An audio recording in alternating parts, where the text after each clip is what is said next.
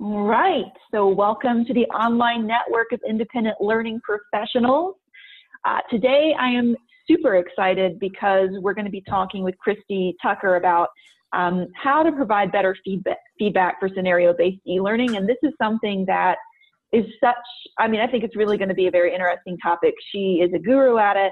How many times do we design e-learning scenarios and, try to get everything exactly right, make it as realistic as possible, and then we put, like correct or incorrect, depending on like what the person selects, instead of actually, what really happens in real life. Like, no, what would happen? Would they die? Would they, what is the thing that's actually going to happen whenever they select the option that they selected, and how do we go about designing better feedback for them? Christy's been a member of the community for as long as I can remember, and just provides so much wisdom on her blog and her website, and it's so helpful. So Christy, maybe I'm going to go ahead and stop sharing my screen, and maybe if you want to just tell us a little bit about who you are and what you do, and we'll transition to the topic of the day. Absolutely. All right. And I'll go ahead and get my slides up. Can you all see my slides all right? Yeah, perfect. All right. So, yes, my name is Christy Tucker. I have been in this community since Patty rounded us all up. And so these are my main company website is Sitting Out of Learning. My blog is christytucker.wordpress.com. There's my email address and my Twitter.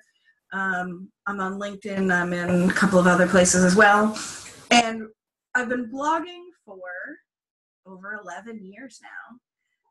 But especially the last few years, I've been blogging a lot about doing storytelling and scenario-based learning and how to make that happen for e-learning and branching scenarios or other ways of using scenarios. And so that's the stuff, this is the stuff that I find to be the most fun to write and to take as a learner. And so I want to help everybody else be able to do learning like this too. And so that's really the big part. I am a consultant, and I specialize primarily in doing scenario-based learning and finding ways to add scenarios and storytelling in a variety of ways for all of my clients. So, start out, I'm going to ask you all a question. What day is today? You can just answer in the chat. Thursday. Nope, sorry, Patty, you're wrong. March 1st. No, still wrong. First day of spring. Still wrong. Beer day. I like that one. That's Getting gotta closer. be the right answer. and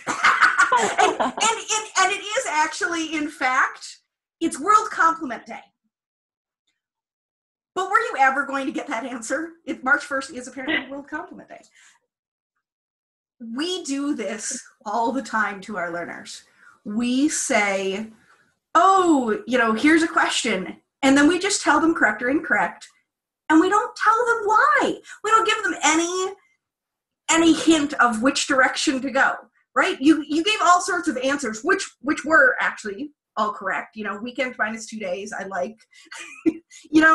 There's all sorts of these things that we do. And so often we simply say incorrect or correct, and we don't tell people why. So when I keep saying incorrect like that, how does it feel? It's a little frustrating, right? And you all played along nicely. Thank you. I'm glad to have such a big crowd and so many people talking for this. But it's frustrating. And when we keep doing this to learners, if that happened to you over and over again, chances are you wouldn't feel as motivated to keep trying and to really make your effort. You might, maybe for a little while, you're going to get motivated. Okay, now I'm really going to get this. I'm going to really pay attention because I'm frustrated being wrong. But if it keeps happening over and over, chances are you're going to give up. You're going to just guess random guesses because it doesn't seem to matter what you do. Everything you do is wrong, and you're not getting any help. And there was 5 or 6 years ago, I judged a competition for Adobe. on doing branching scenarios in Captivate. And there were a ton of really creative ideas and scenario setups and some interesting graphics. And the majority of those scenarios would have a nice decision, set up the scenario, have you make a realistic decision, and then tell you, sorry, that's wrong. And it drove me crazy. And I eliminated every single one that did it that way from the running for the prize. And because it is just even in otherwise good scenarios, I see people struggling to do feedback that makes sense.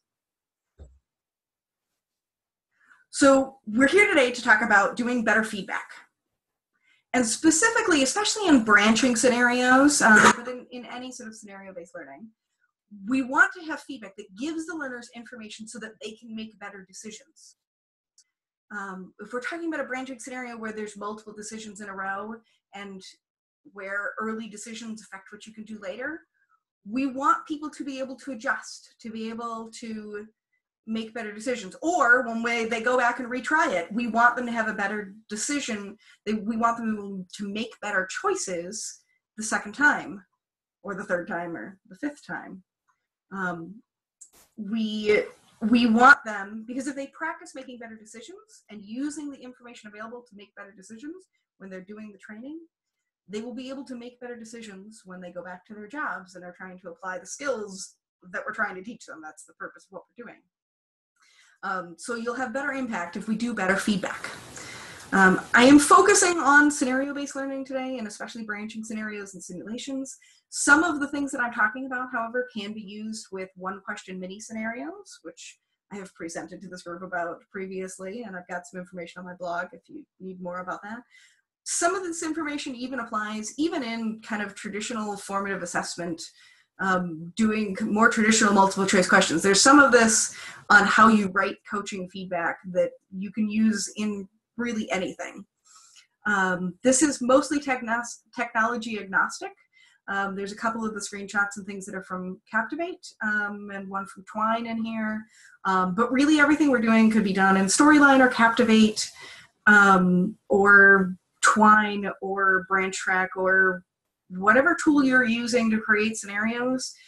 Frankly, some of this could be done in PowerPoint, and you could make a whole thing in PowerPoint and do most of the things I'm talking about here. I'm going to show you a bunch of different options for how to show feedback and show better consequences, with the hope that at least one or two of these you'll say, oh yeah, I could use that. So you'll have one or two of those different ideas for how to show feedback. We're going to also talk about the differences in feedback needs for novices and experts, because novices and experts need different things in order to be successful in training. And at the end, we're going to talk a little bit more about working with SMEs to get what you need so that you can make the kind of consequences that actually make a difference. So first of all, we're going to say show, don't just tell. So talking about the difference between consequences and coaching. So this is two examples of feedback in a branching scenario. If we look at this as a scenario for doctors on how to coach patients to reduce their drinking, and specifically on reducing binge drinking in the scenario. And often we might do something that says incorrect, and then tell them why. And that's maybe okay, but there's a lot more powerful if you see the patient saying, no, and I'm going to go see another doctor, and see that facial expression as you're simulating the conversation with the patient. So words are important, and the written feedback and coaching, I'm not going to, the goal here isn't to eliminate all of that, but it is that we want to use it in combination with some other ways of doing consequences. We talk a lot in the e-learning world about gamification, about stealing things from games. So let's look at a game. This is Forge of Empires. This is a free game you can play online. If you can talk to me in the Slack, and I'll tell you what world I'm in if you want to come join one of my guilds. You build a city, you take over territories, you have battles, you trade with people.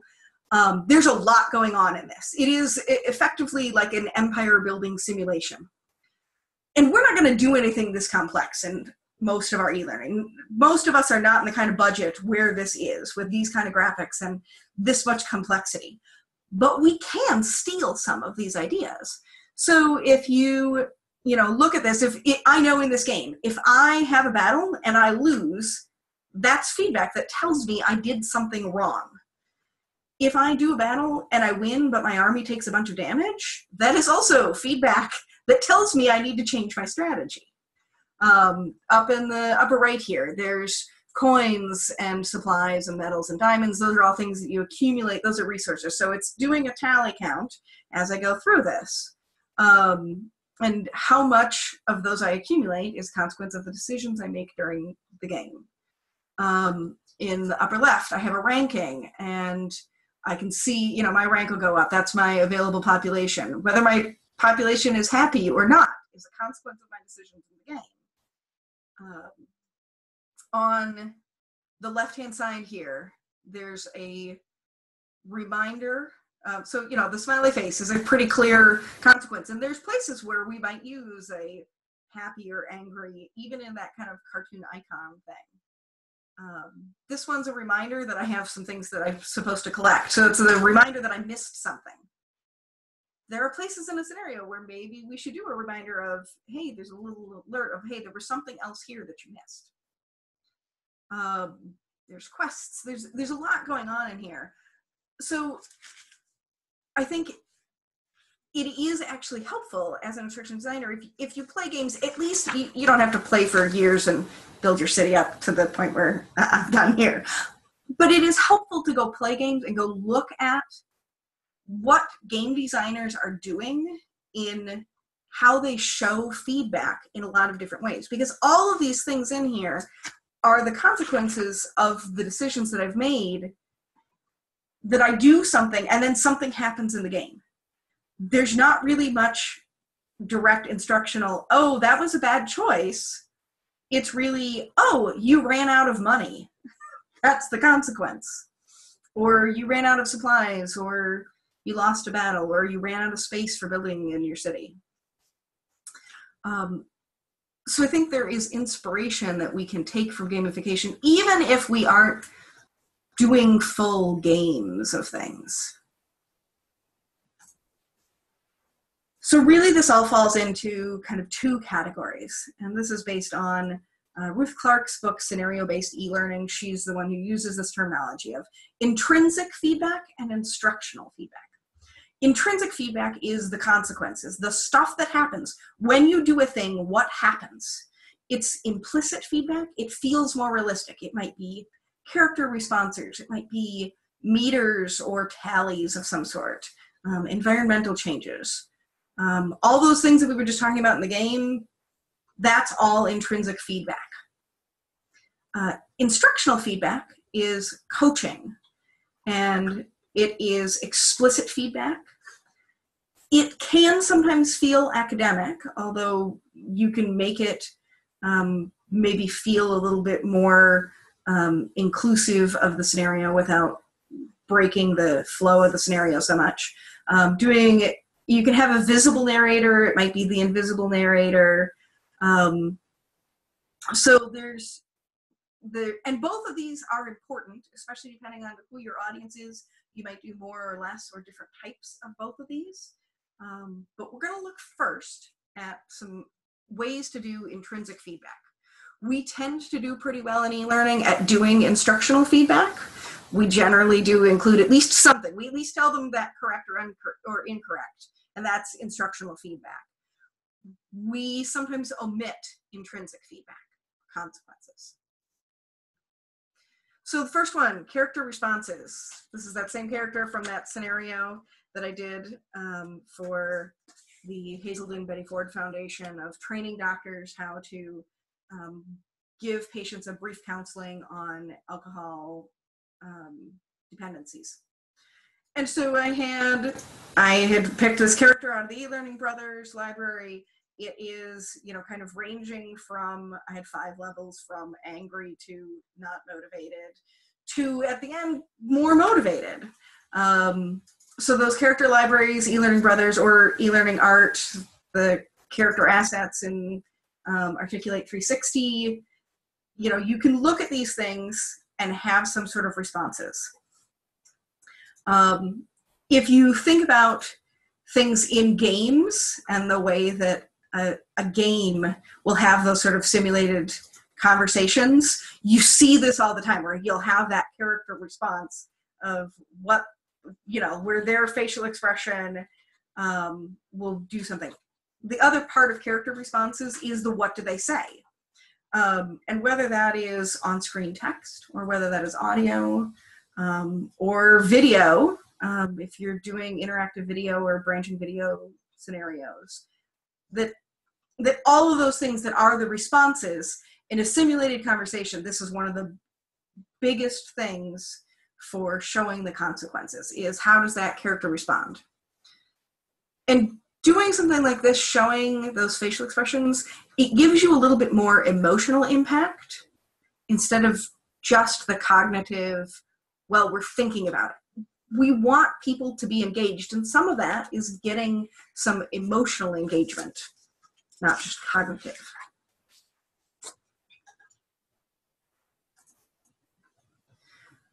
We have meters as another way of showing feedback.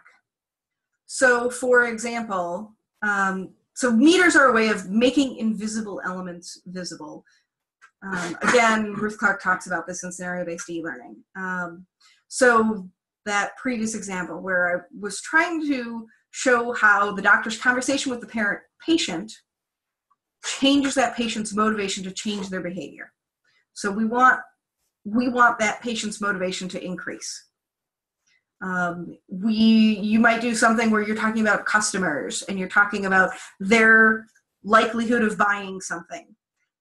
That's sort of an invisible factor, and it's hard to show that just from the character responses. Yeah, a confidence meter. Yeah, that showing their confidence of things. So this is one that's just showing motivation. You can have, it could be motivation or confidence or likelihood to purchase, or there's, you know, a couple of different ways that we could do this. I will admit that this, in the example that you saw from Captivate, these are graphics that I created in PowerPoint, and I manually put them on the slides where they were. There was nothing fancy about it. At the time that I built that scenario, which is now several years ago, I was not as good with variables as I am now.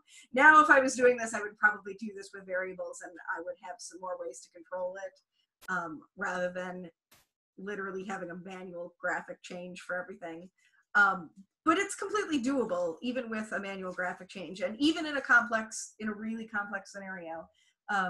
This scenario is in my portfolio if you want to play through it. And it does, I think I ended up with 15 different endings in that, which I would not recommend for a branching scenario. I would recommend making it a little simpler on yourself. But you can do it. So there's ways to do this, and it doesn't necessarily have to be really complicated. A calendar isn't exactly a meter, but I think you somewhat have the same idea. If you were teaching project management and talking about how to manage the project scope and resources, then a project completion date, you could show it moving on a calendar, where the decisions you make either mean you'll get done early, you'll get done on time, or the project completion date pushes out further. Again, not really complex graphics or, you know, technical things to necessarily make that happen, where you can say, yeah, it's going to push it out 5 days. You know, if we agree to a scope change, we're gonna push the date out. Or if you figure out how to use up some of the slack in your project, or how to have some things overlap, maybe you get the project completion date back on track. Price meter in the chat, give me some ideas.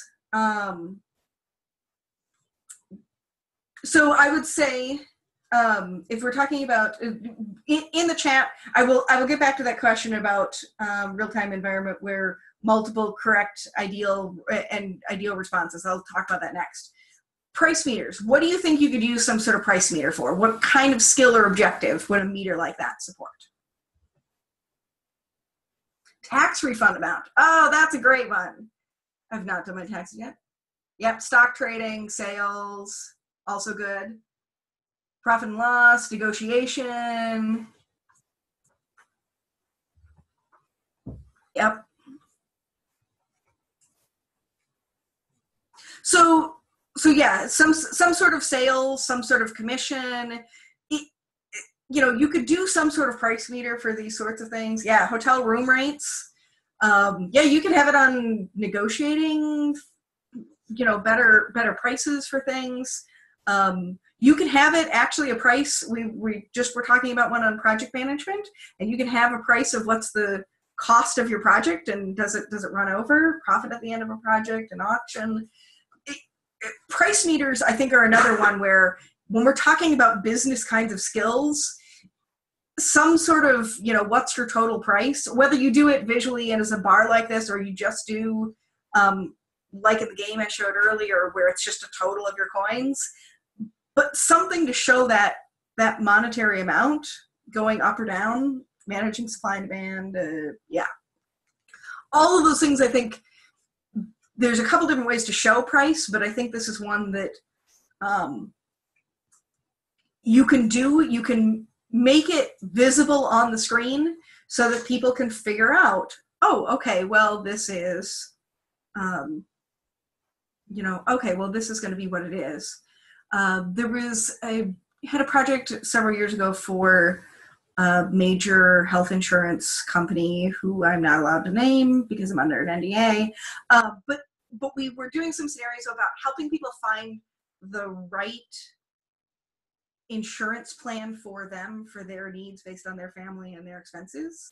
And you could easily do some sort of price meter that would show, and in that case, there's sort of how much are the premiums going to cost, and then what's your actual out-of-pocket cost? Because you could do some of that. I like Michael's idea of cost of repair and technical training. The more you swap things out, the more it costs. The more pieces you have.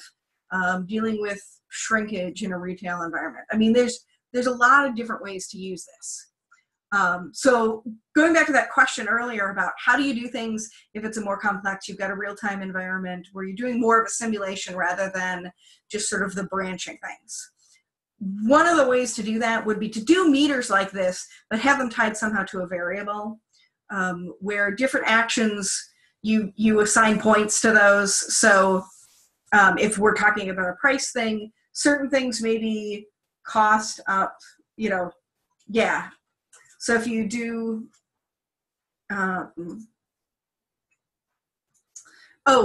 the spent is the game that you're thinking of, Patty.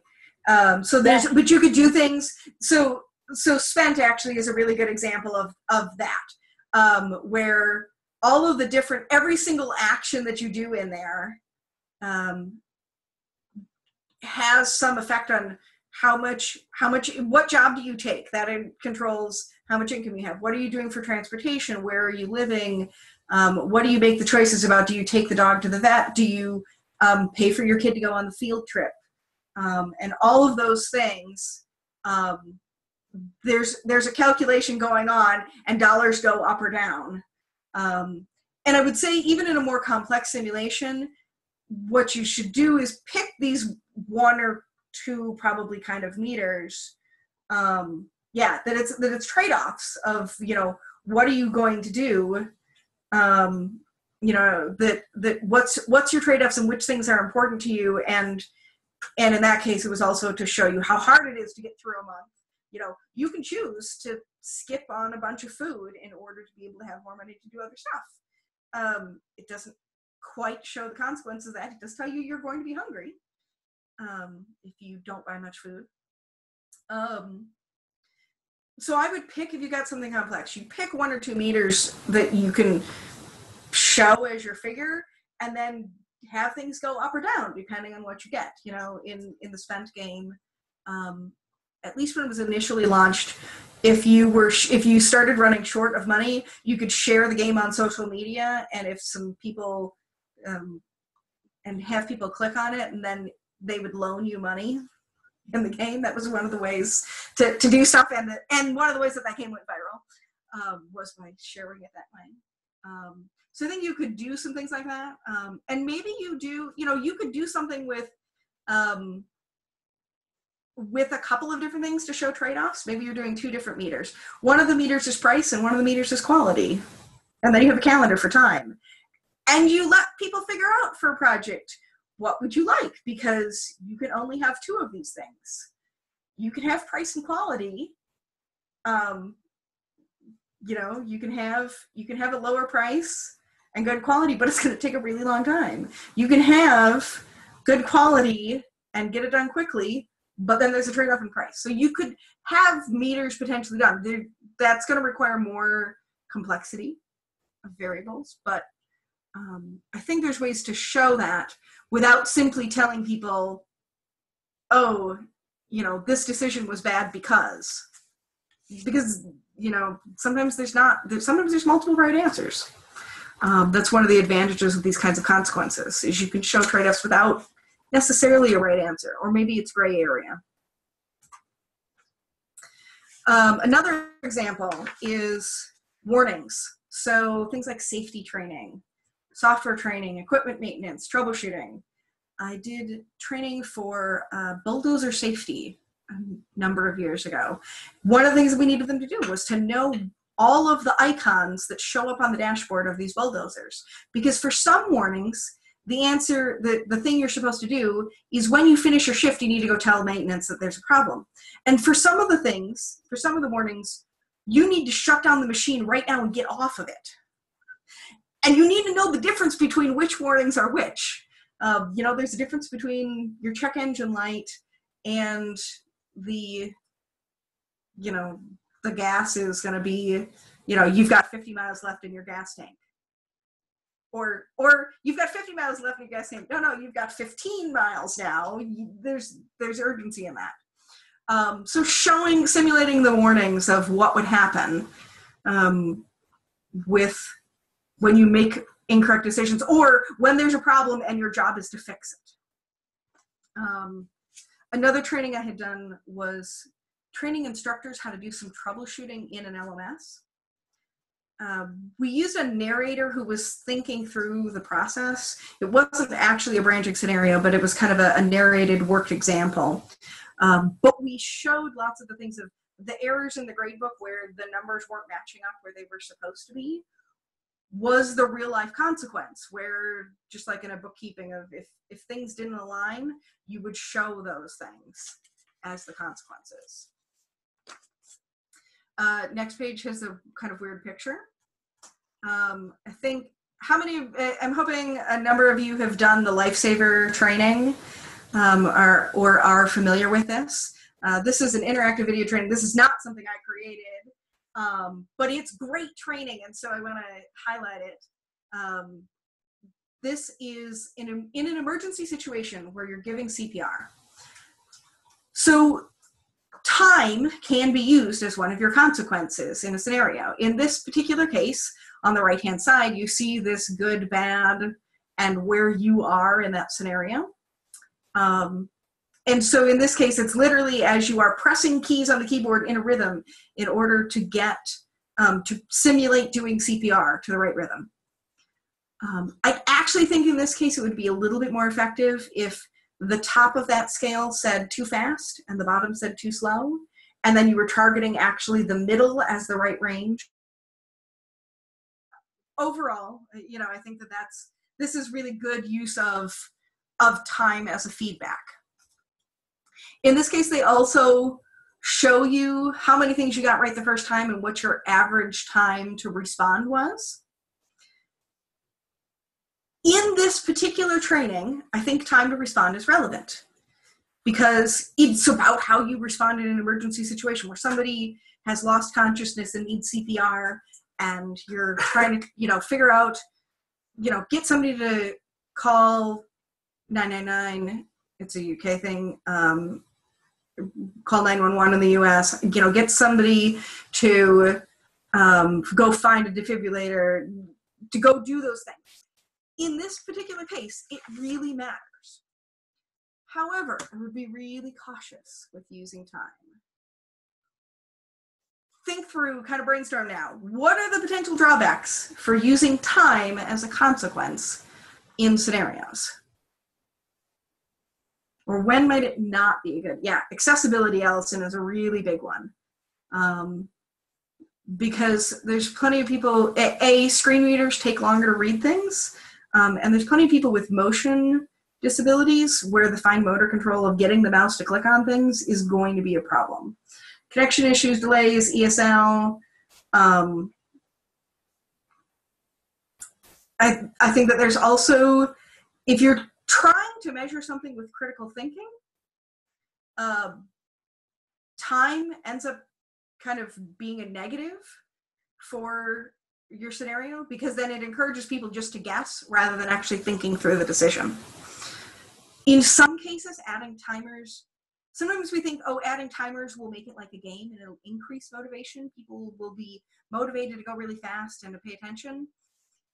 In practice, when we look at the research, time can actually decrease motivation. It may increase how many people are just randomly guessing rather than, they're rushing through it. And that isn't necessarily what we actually want to do. So time can be used, but really think about whether it makes sense for your training. The Lifesaver Training is one where I think time is absolutely appropriate, and I think it's handled really well. But most of the time, if we're doing simulated conversations, it really, I think you want to do no timing for those sorts of things. You want people to think through making the best choice. Yeah, and most of the time you really do have time to pause and think. Even in a real live conversation, you could say, oh, let me think about that for a second, and pause the conversation. And that's what we want people to do, especially when they're first learning a skill. Duolingo does have some time things if you're familiar with that app for learning languages. They do timing. It's not scenario-based there, but only for practice things that you've done multiple times. You can do timing if you're doing repeated practice and you're trying to increase people's fluency. That's another place where you can use it. But most of the time, I see it used in places where it probably shouldn't be used. A few other kind of ideas for environmental changes or physical changes. Obviously changing on the screen, unless you are one of those amazingly lucky people who gets to do VR training. But color changes, some sort of display lights or warnings, or in chemistry, I saw one a number of years ago that was titration. So if you added the right number of drops, it changed to the correct color. If you add too many drops, it changes to not the right, it goes past where you're supposed to be. Physical spaces, can you stack boxes so that everything fits in? Can you make a retail display and have everything where it's supposed to be? Physical changes might also be that a ladder falls down or equipment falls down or something else happens. Think about training for how to use a fire extinguisher. The person doing the fire extinguisher aims it at the bottom of the fire, then the fire gets extinguished. If they aim it at the top of the fire, then the fire keeps burning. Safety, I think you can talk about a lot of these things.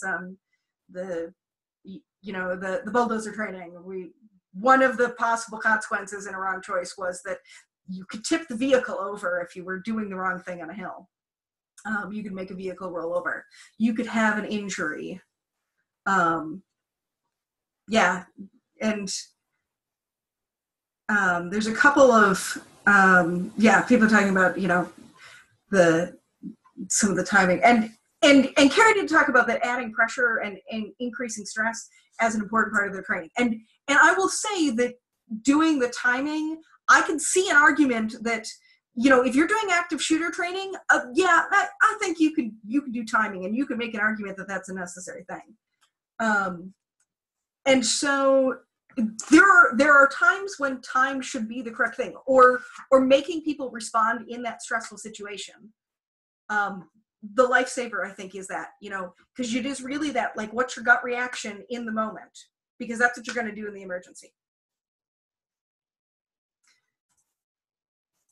So I don't want to spend too much time on this, looking at where I am for timing, but any other effective consequences of this type that I haven't talked about here, that you've used or seen, that you loved?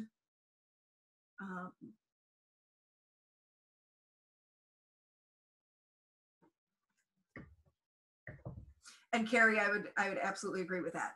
Trying to build up, if you're trying to teach the skill the first time, timing is probably not the right thing. Sometimes, like in Duolingo, no timing, no stress on the first one, so you're thinking about it and figuring it out.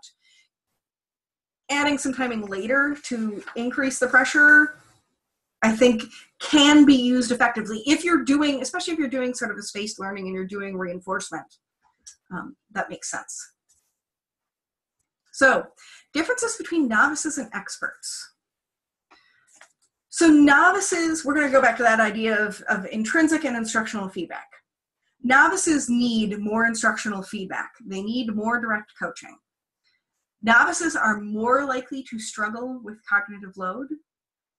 So if we're looking at a scenario where we've got, you think about that game that I showed earlier, where you've got tons and tons of different things going on. You don't start with that. They have a nice tutorial, and they really limit how many factors are available to you when you first start out, until you've gotten a little better at the game and you've gone through the tutorials and you get up to the point.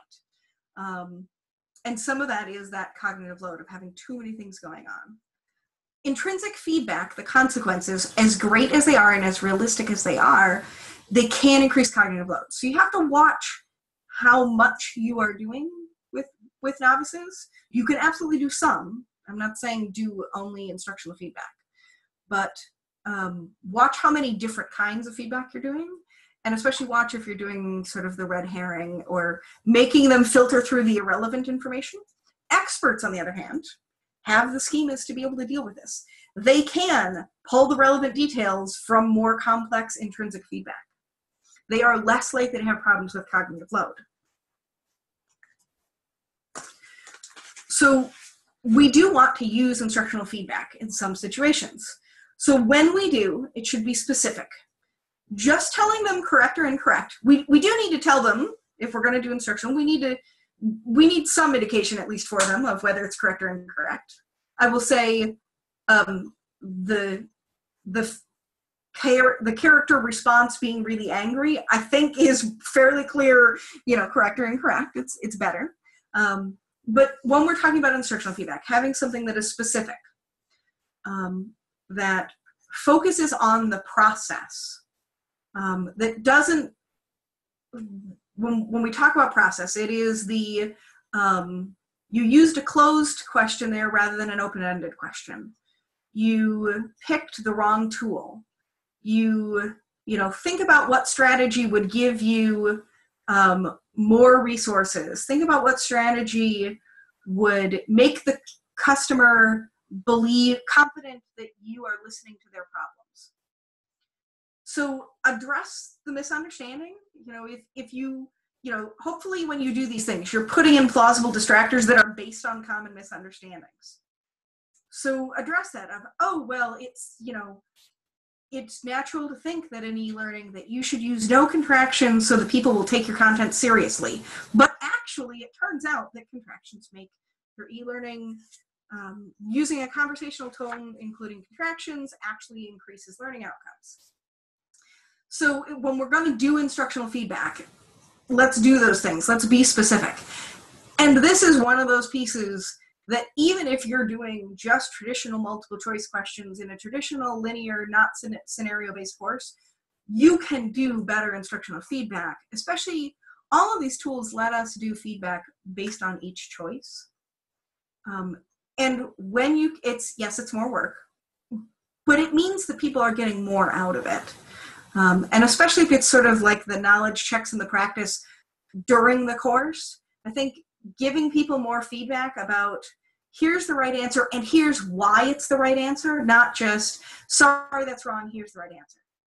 Tell them why that's the right answer.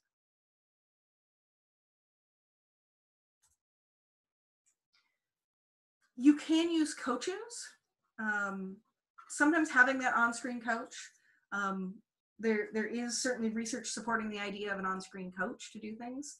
It can also make instructional feedback feel less intrusive, even in a scenario. So if you set up the scenario where it is, you know, you're going to do this, you know, you're going to work with this customer and your manager is going to listen in and be able to give you some coaching as you're talking to your customer, or however you can kind of set it up. It's never going to be totally realistic, but at least make that instructional feedback sound like a person, a human being said it rather than a robot. And you can give, in some cases, give some hints without very directly saying that was wrong. You know, if you notice here, this is, you know, here's the mistake that you did, is that it doesn't seem like he's very motivated yet. You forgot to figure out how ready he is to change. You skipped a step. We could have said, sorry, but you skipped the step. You need to ask how ready he is to change first. We could have done that. This is a little bit more indirect. Yeah, and when if you think about it in real life, a good coach, sometimes a good coach is going to say, okay, you really screwed that up and here's what you should have done instead. But maybe the good coach is also going to say, okay, what do you think you could have done differently? You know, here's what happened. What do you think went wrong? And giving them hints to it, but letting them figure it out lets them continue to own it. And it's very much focusing on their actions rather than the fact that they're wrong. There's nothing in here that says you're wrong. It says, here's the consequence for the decision that you made. It is like, you know, parenting a preschooler. It's like, okay, well, the choice that you made led to this happening. So if you're not happy with this consequence, what choice could you make next time? That is somewhat what we're doing. The consequences can either be immediate or some of the consequences can be delayed. So for example, we talked about project management training. So let's say in one of your decisions is that a client asks for something that's out of scope, but it's a little change. It's only gonna, you know, take an extra day to do. So, you know, the short-term consequence is that your client is happy and you've just cost a little bit of time. The long-term consequence of agreeing to a scope change without doing a change order, everybody's probably groaning on mute. We've all been there, right? We've all tried to be that nice person to do that thing that's out of scope. And the long-term consequence is that you have all sorts of scope creep because you didn't set the expectation at the beginning. We have delays. Lots of certain things could have a short-term consequence, but a different delayed consequence, or you can have sort of cascading failures, something that isn't obvious right away. You could have, you know, a bartender gives away lots of free drinks. The short-term consequence is lots of happy customers. The long-term consequence is a loss of profit. A doctor could skip a screening question with a patient, which leads them to miss some symptom. So you think that you've got the answer and you go down some treatment path, and then you realize as the delayed consequence that there's an underlying problem that you missed because you skipped a screening question. So I think there's lots of these sorts of things where if you think about when is a delayed consequence, what would happen in real life? Because sometimes the real consequence of it isn't something that happens immediate. So, you know, when it is, well, right away you're not going to see it, but in the long term you're going to see this more. You know, you make the repair and, you know, make the repair with the cheap part and it saves money initially, except it breaks down 6 months down the road. So there is research on delaying feedback and the fact that delaying feedback can improve learning outcomes. they're not quite sure why. They think it may be related to the spacing effect, and that you're essentially getting exposed to the content multiple times.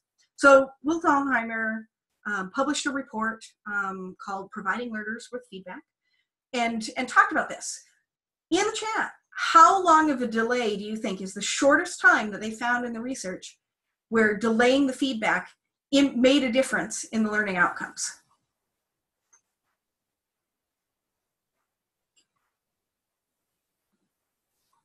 Somebody put some times in there. Do you think it's weeks, days, hours, minutes, seconds? Somebody give me some guesses. Minutes.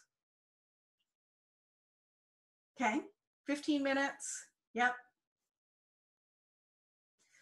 Okay, so because that makes sense, right? When we think about the spacing effect, usually, yeah, and depends is probably the right answer, as is Jen tends to be, or the number of intervening decisions. Also good guesses. And I will say that there's probably, there's definitely some things about, there's going to be some variability in this. But in the research, there was actually an example of something where they delayed feedback by 10 seconds, and it made a difference in the ultimate learning outcomes. 10 seconds. It's not very much of a delay. It's such a small delay that it doesn't even matter. So if we think about it in a branching scenario, even if we're talking about a 5-minute scenario or a 3-minute scenario, if we talk about delaying something even to the end of that scenario, we still are potentially getting more out of it. You're still going to improve the learning outcomes if we delay it a little bit. Will Thalheimer is the author of this report. I do not remember whose research he was citing. So yeah, in that 10-second delay, it does not sound like they actually understand why this happens. This is definitely the case. Is that their best guess is that it's somehow a spacing effect, but even 10 seconds, that was looking at math problems. And I will say that for more complex stuff, it may be a little bit longer. But it is an interesting thing that there is some research showing that having some delays might improve learning outcomes. So here's my recommendations. Looking at Ruth Clark's research, looking at Will Thalheimer's research and everything. Yeah, and having a little bit more reflection. As Don said, it's the asking people to think first, well, what do you think went wrong? And then doing the feedback after they've had a little bit more time to process. All of that, maybe some of it. So here's my recommendations. For everyone, do frequent immediate consequences. Do some sort of instructional coaching before you do a retry. Several people have talked about how, we have people go through a scenario, and then if they fail on the scenario or they get a less than ideal thing, they go back and retry it.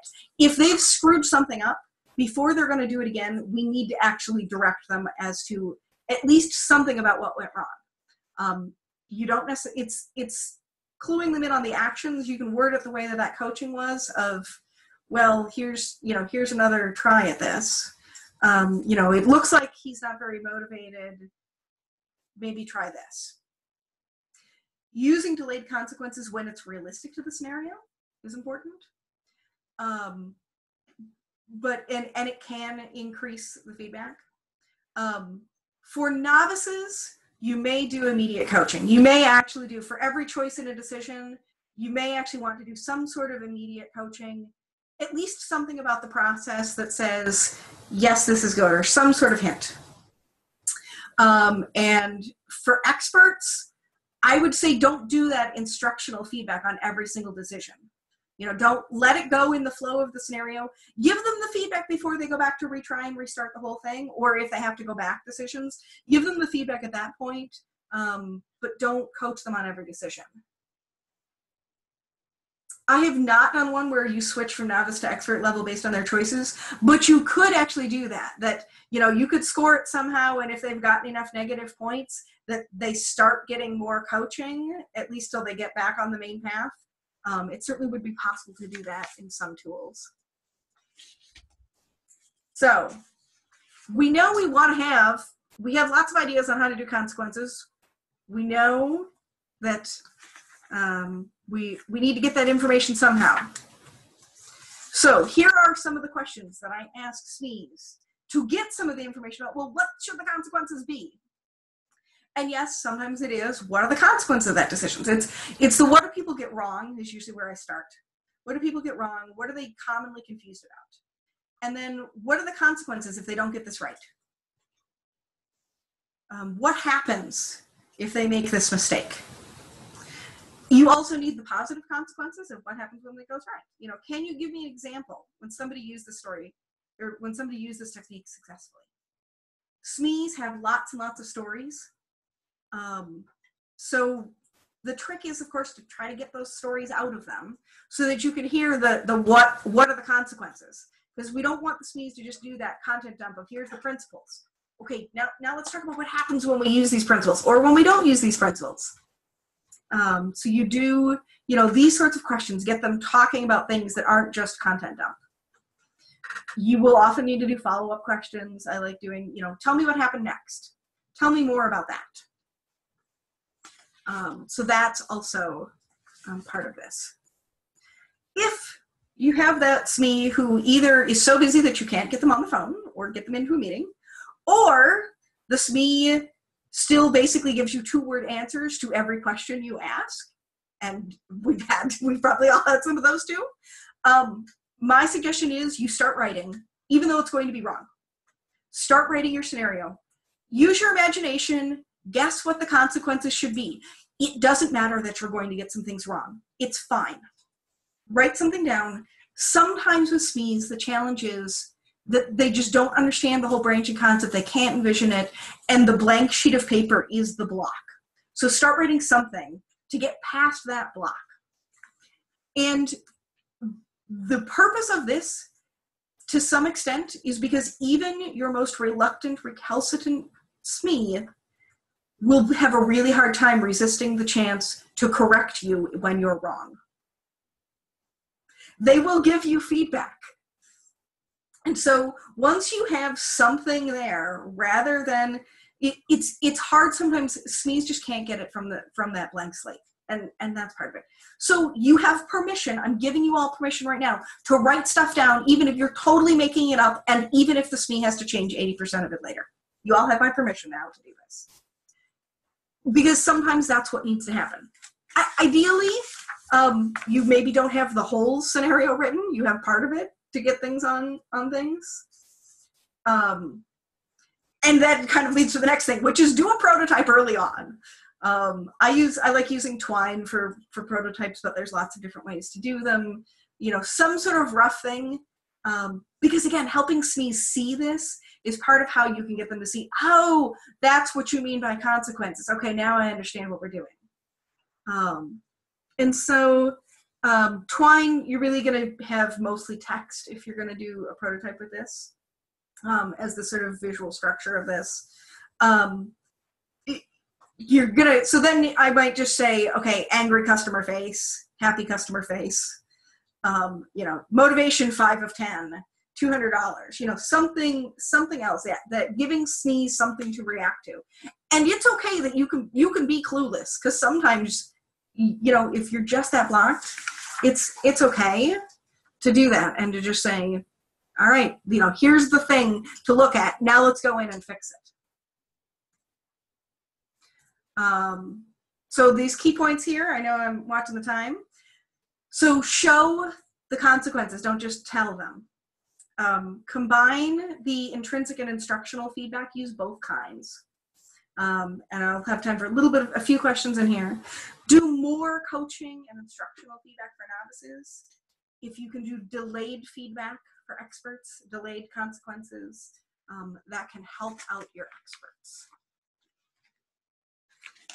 And any questions that you have?